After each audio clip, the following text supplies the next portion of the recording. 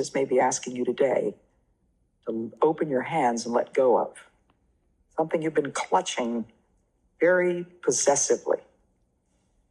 Now, once you've opened your hands and surrendered your life and said, Lord, I'm all yours, do anything you want with me, say what Mary said, behold the handmaiden of the Lord, let it happen as you say.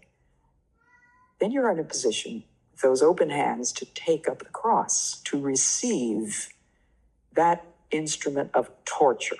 Now, what else is the cross but an instrument of torture?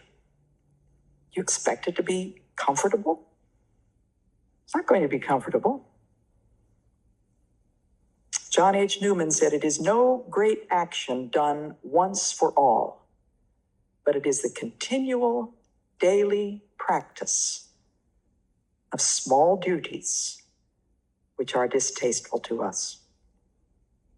The taking up of the cross is no great action done once for all, but the continual practice of small duties which are distasteful to us. That brings it right down where we live, doesn't it?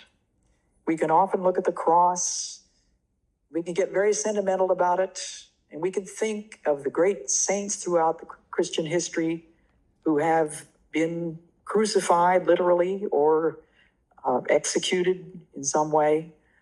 Betty Scott Stam was one of those great missionaries back in the 1930s. She was one of my heroes.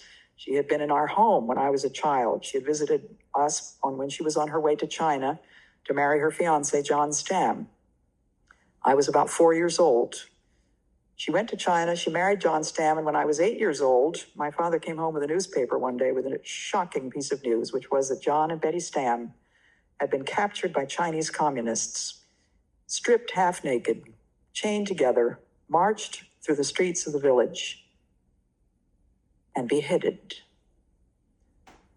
Betty had to watch when they cut her husband's head off, and then she had to put her neck on the block.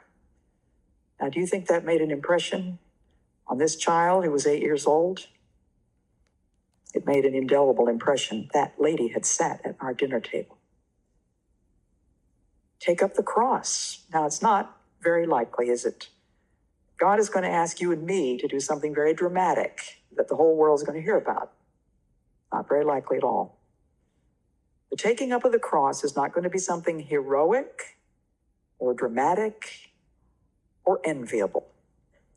It's going to be the daily practice of acceptance of small duties, which you don't really like.